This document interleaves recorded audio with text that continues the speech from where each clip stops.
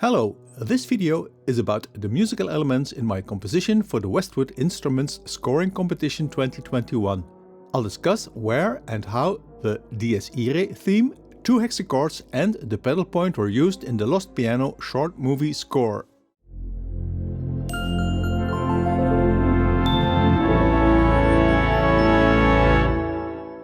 The Westwood Instruments 2021 scoring competition required writing and producing a soundtrack for the Lost Piano short movie by director Rob Hill. In this video I'll start with an analysis of the source material, the movie breakdown. Then you'll see the 3 musical elements used in the score. Their use is illustrated with excerpts and a detailed discussion. This video closes with the full score for the movie, without voiceover and sound design. The artful Lost Piano movie is about a male actor walking through an empty building, talking to himself, remembering his mother's words and finding a piano. Its analysis shows a 3-act structure. This follows from the Cubase movie marker list shown here for this slightly more than 3.5 minute long movie. I sketched an overview diagram which displays the 3-part structure at the top. These acts are respected in the musical sections, as seen in the Cubase music marker list for the 66 measures long composition. You'll learn more about the musical elements in the 3 acts in a moment. The movie ends with roughly 30 seconds of credits. Let's now turn to the musical elements, the first of which is the Dies Irae theme, originating from 13th century Gregorian chant. The voiceover is about his mother's words memento mori, remember to die, time is limited, which for me triggered the Dies Irae association. It is used throughout the score, in various guises. The theme has binary A-B structure, and there is a well-known quote in the 5th movement from Berlioz's Symphonie Fantastique. Listen to this theme with the rhythm as used in the soundtrack.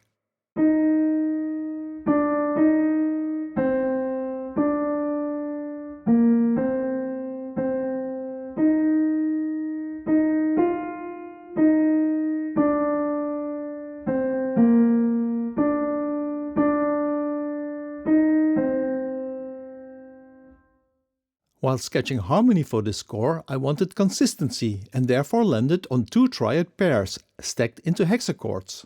The triads are E minor and B flat augmented, then C major and A augmented, shown here in staff notation and as colored dots in the chromatic scale pitch disc, plus 1 octave keyboard diagram.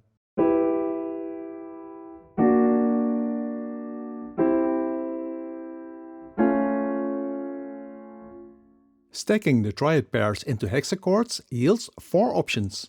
These alternative options have different tension level. In the grand staff I've marked highly dissonant minor 2nd, major 7th and minor 9th intervals.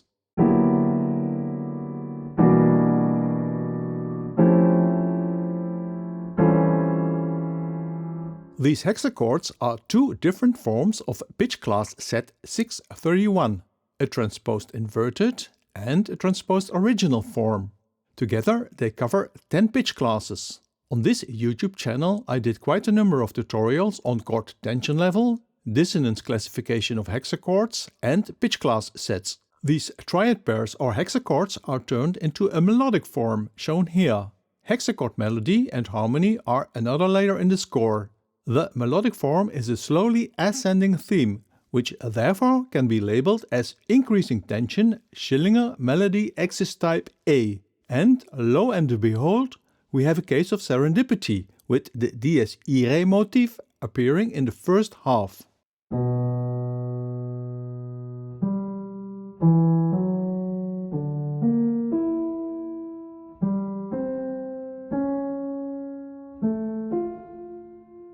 The third element is the extensive use of bass pedal point. Both improvising at the piano and looking at the remaining set of 2 not used pitches in the disc diagram, I decided on the pitch class A flat as a bass pedal point.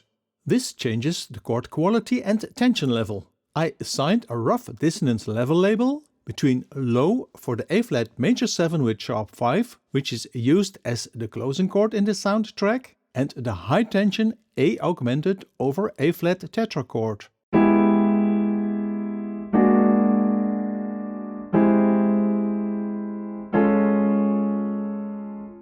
The bass pedal point is also combined with the 4 hexachord options, and we find it in the score from beginning to end.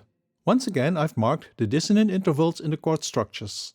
The overall tension level obviously is dependent on the voicing, specifically the number of exposed dissonant intervals.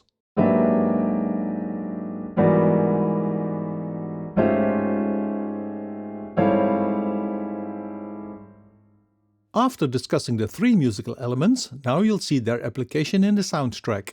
The score is 66 measures long, with fixed slow tempo of 72 beats per minute. Here are the opening measures, with imagery full of suspense, expectation and a discovery, well, that being my interpretation.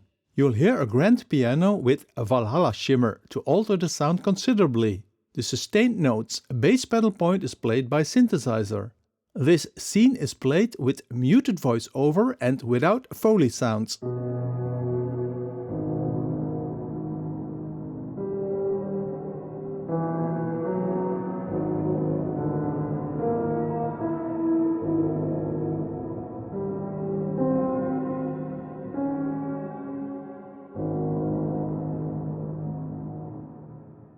Walking through the empty building, the actor picks up a piece of score paper, at which he looks attentively. This is set as chord stabs for piano with a background of concertino flautando playing high strings. During the sketching phase, this is the only place where I did not use the original hexachords, but instead a modified set of pentachords, covering 8 pitch classes from the chromatic scale. The string sound was created through extensive MIDI editing of the audio modeling solo string instruments. The Sordino switch is active, plus careful selection of the bow pressure and position, all with continuous MIDI controllers.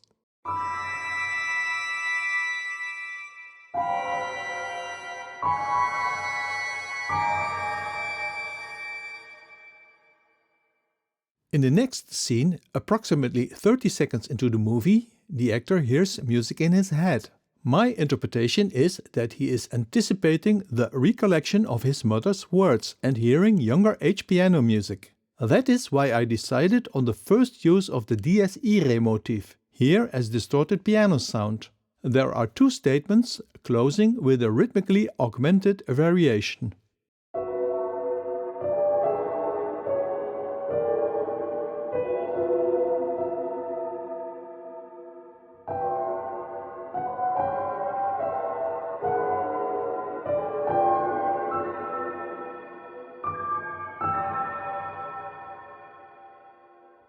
Act 2 begins with the actor walking along a corridor. The voiceover kindly remembers Mother. Over the bass pedal point, 2 haunted monophonic synthesizers play another statement of the hexachord melody in unison. These are panned hard left and right. Both native instrument synths have modified presets with considerable portamento glide time, and one is detuned around 5 cents from the other. Panning and timbre prevent masking the male actor's voice.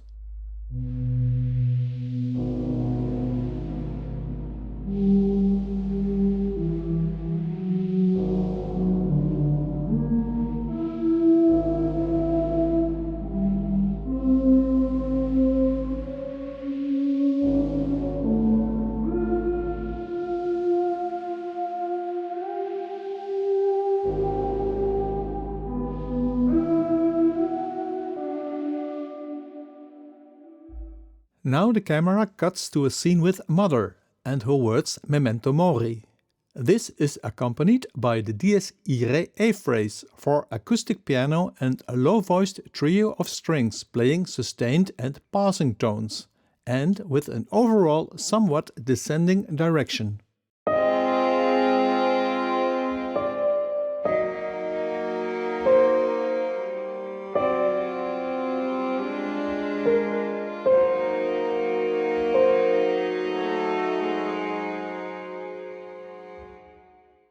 Now the actor slowly climbs the stairs. The music turns to a cliché, a set of 4 hexachord melody statements in imitation, with ascending starting pitches. These pitches, A flat, A, B and C, are a cell from an octatonic scale. This yields a set of parallel melody A-axis types, indicated by the 4 arrows in the diagram. The instrumentation is for very low woodwinds, that is counterbassoon, bass and contrabass clarinet and bassoon, with synthesizer doubling, an ARP 2600 from the Arturia V collection.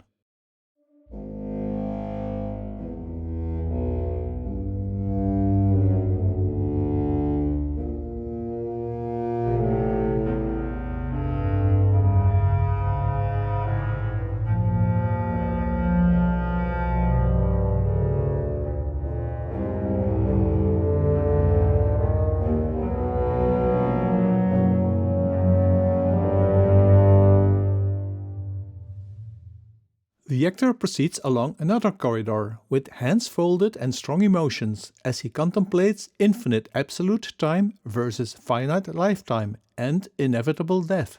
You'll hear long and short hexatonic chord structures as piano stabs with lots of reverb. The second half of this chord series is doubled in 6 high strings, once again playing flautando and glissando, in a close position voicing descending pitch pattern.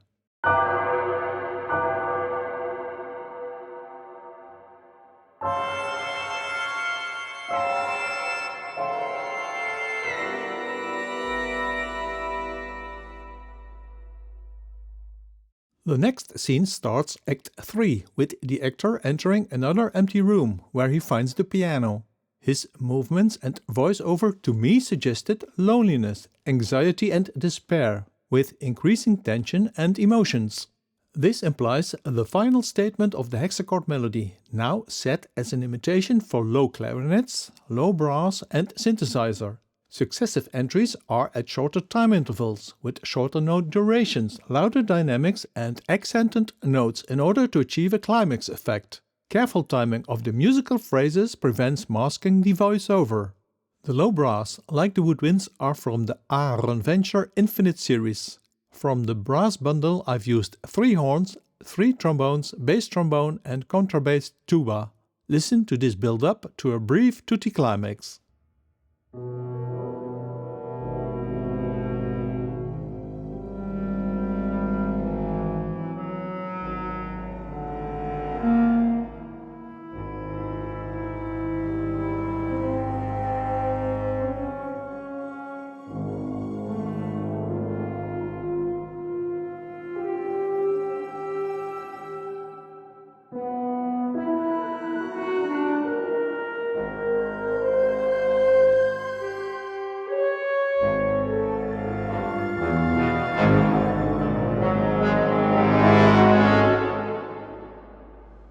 We find the actor in tears, shutting close up at the piano.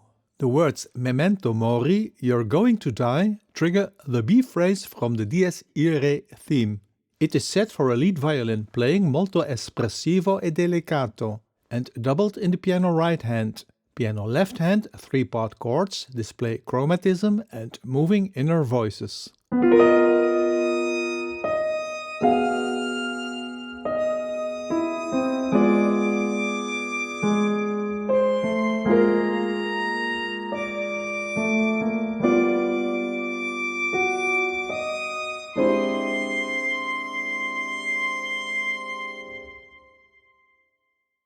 As the actor decides not to be afraid and just carry on doing his thing, the movie cuts to the end titles. This is set as a combination of 2 musical elements at slightly slower tempo of 64 beats per minute. In the foreground there are hints of the Dies Irae motif, in imitation for 3 solo strings and piano.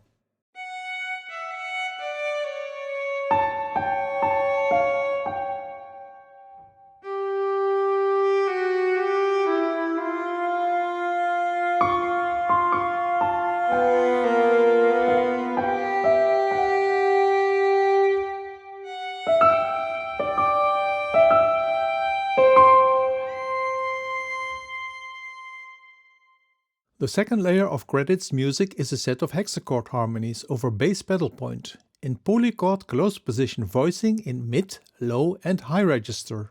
The closing chord is the lowest tension A-flat major 7 sharp 5 harmony. A background groove is created by the native instrument's massive synthesizer with an inserted MIDI arpeggiator, generating 8-note triplet rhythms.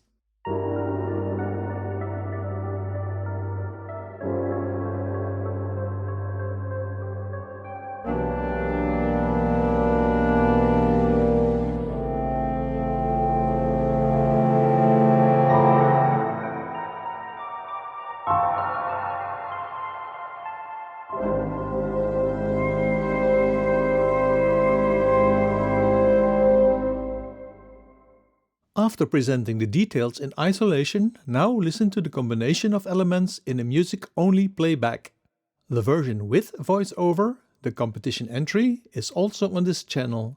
You'll see annotated score pages on the left of the screen, but you may want to download the A3 PDF full score from my website for easier reading. The MIDI mockup was done as a Cubase 11 project, with the majority of virtual instruments loaded into Vienna Ensemble Pro instances. During the playback, you'll find production details.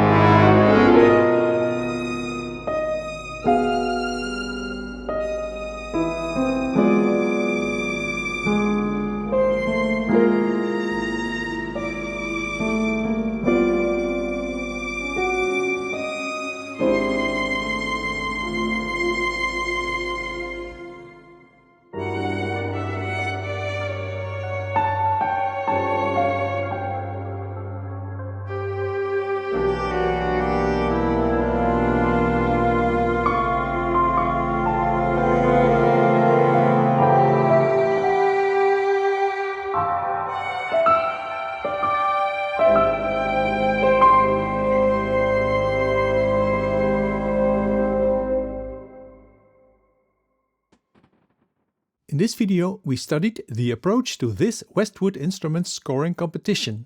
The Lost Piano movie revealed a 3-act structure and the scene markers guided the scoring process. It took me a total of roughly 16 hours to produce this soundtrack.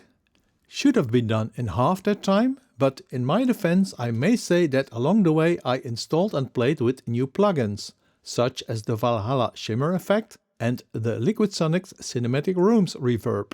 And you should sit in with me as I fight my daily portion of music computer misery. I aimed for score consistency with the 3 musical elements that we discussed in great detail. Could I have done better? Yes.